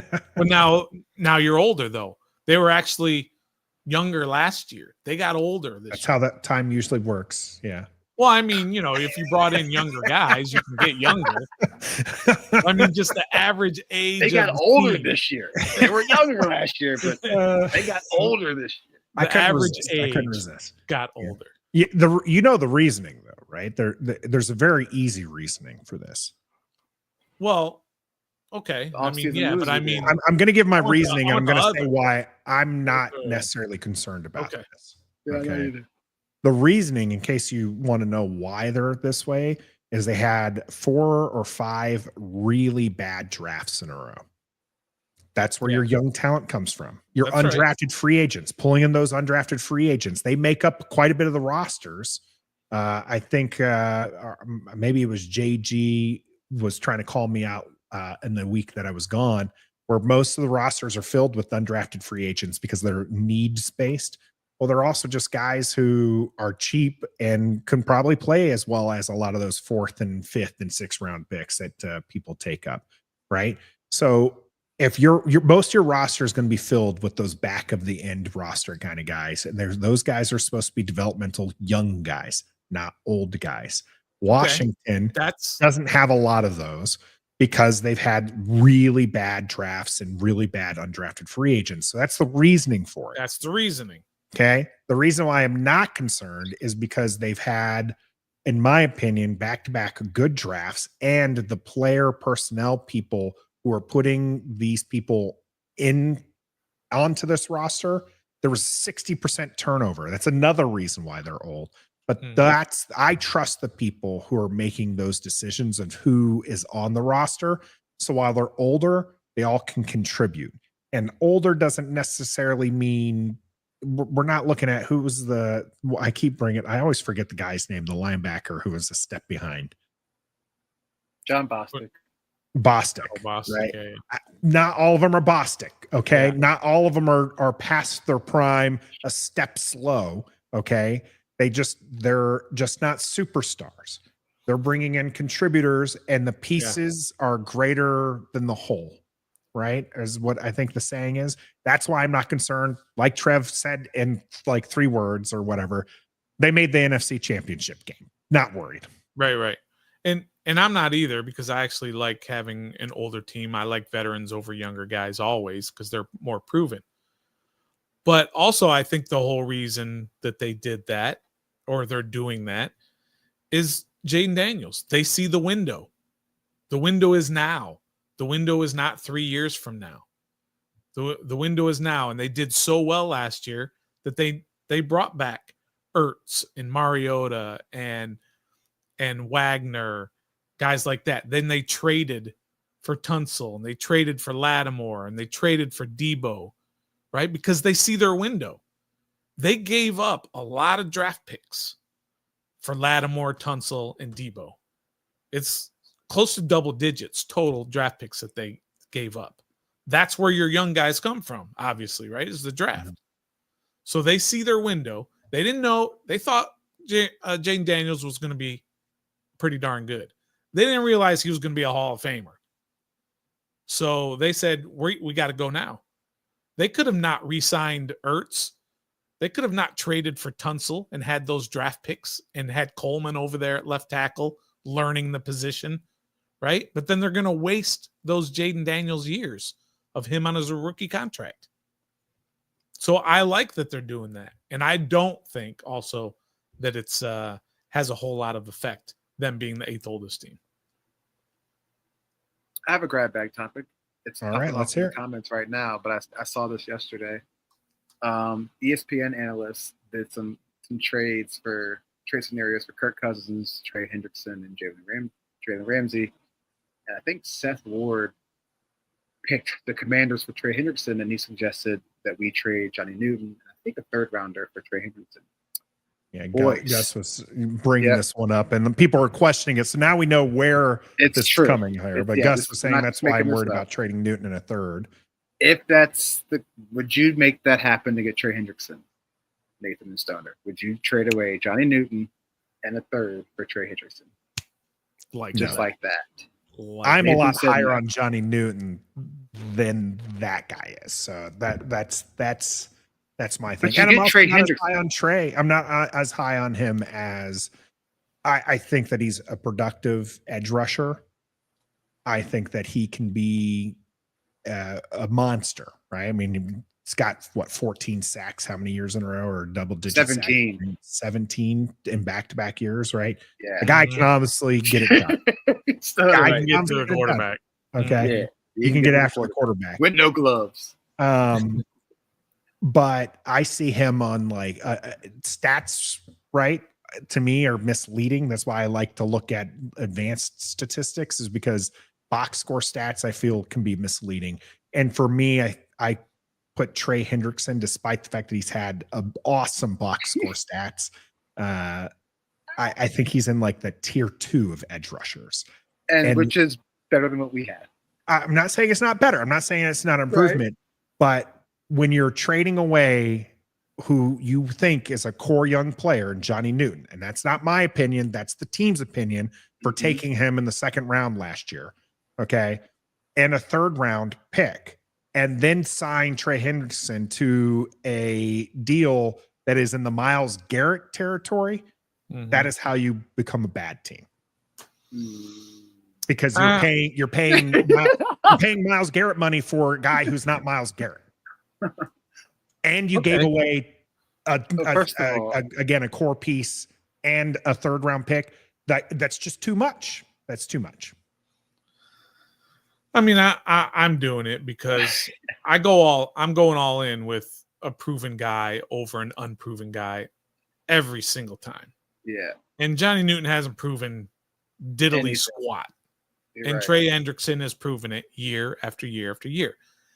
Now, 3 years from now, we're going to look back at if it happens, we would look back at the Hendrickson trade, and if you didn't win a Super Bowl or whatever, and you're going to look back and say that was stupid because here we are in salary cap hell now, right? And we can't even re-sign Jalen Lane to a new contract because we can't afford him because we're paying all this dead money for Hendrickson and dead money for Tunsil and dead money for McLaurin and so on and so forth. That's the risk. Yeah. But if you can get one Super Bowl out of it, Trey Hendrickson is not going to win you the Super Bowl, obviously, and Edge is not going to win, but he's going to be a whole lot more help than Johnny Newton in some 3rd round pick next year. I promise you that. There we go.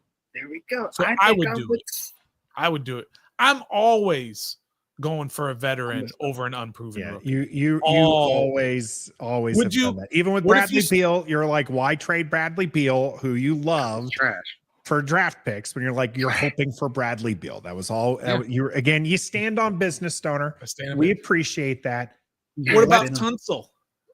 If you had heard about the Tunsil offer before it happened, I bet you 90% of the people would have said, no, I don't want, I'm not trade. You know, like if the rumor was out there that the Commanders should trade for Laramie Tunsil and give up a second and 2/3. What ended up being a second round pick, essentially, is what it came out to be.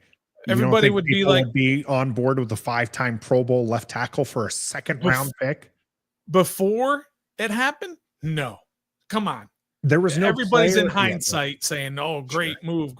But beforehand, boil it down to a I'm second not giving rounder. up a second rounder this year, a third rounder the next year, or whatever it was. No, you're probably right. There would probably be a lot of people would bring up, "Oh, well, he's a head case and he's not a leader." The league in penalties. They wouldn't like it. They like it because it happened. And what I love is you never this room. You don't know what Adam Peters is going to do, and if somebody's talking about it, it probably means he's not going to do it. So we're going to move off, not getting the guy from Cincinnati.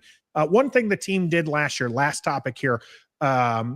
Last year they had weekly captains, if you remember, and they didn't go to permanent captains until the playoffs. Is that something you want to see the team continue? I saw this on Twitter, actually. So thanks KBDC Sports for this kind of topic here to end the thing. I don't think Trev's allowed to answer, because this doesn't have anything to do with winning or losing. So yes, I think you should. You're not allowed to answer. I think you should. Oh, keep the weekly captains or move on. Keep the weekly captains. Yeah, I do whatever in this particular case. I like the weekly because I like to see guys get rewarded for whatever reason, whether it was a great practice or a great game before that, or trolling the other team, right? When you bring out maybe a former player from that team to be a captain, whatever it might be. I like weekly captains. Trev, you wanted weekly or did you want permanent? Weekly. Weekly? Don't change it. Don't change it. If they broke, don't fix it. I don't know the rules on like how the C works. Like, the team votes. The team votes for the C. Well, I'm not just talking like the weekly captain's business, but like who gets the C, because that matters for like bonuses and stuff, right? Like Tress Way was 1 year or one marker away from getting a gold C across his thing.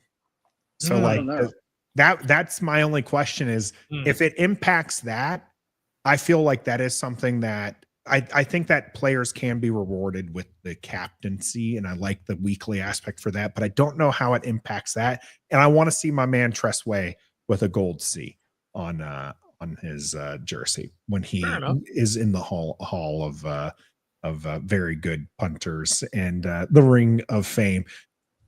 Well, gents, that was episode 228. I'm going to save Gus Bus's question. We're going to put this actually as a full topic next week, depending on whether or not it's a cool down or a game topic will depend on what else happens in here. But Gus Bus, this is a great question. Is Washington's window now because the NFC is weak or because we're really that good? That's going to be answered next week. Of course, you can get your opportunity to have your questions heard by joining us live every Wednesday here on YouTube and Facebook at 7:30 Eastern. Join the conversation, like the video, sub to the channel, and share the video with other people so that they can join the conversation as well. Make sure you give us a listen on your favorite audio platforms as well, or at least set us to auto download. That helps people find us as well. I'm Nathan. That's the Stoner. That's Trev. We're Ref the District, part of the Believe Network. And until next time. You're looking at the president of the I Don't Like Laramie Tunsil fan club. Oh my God. Right here. This guy. Be a fan.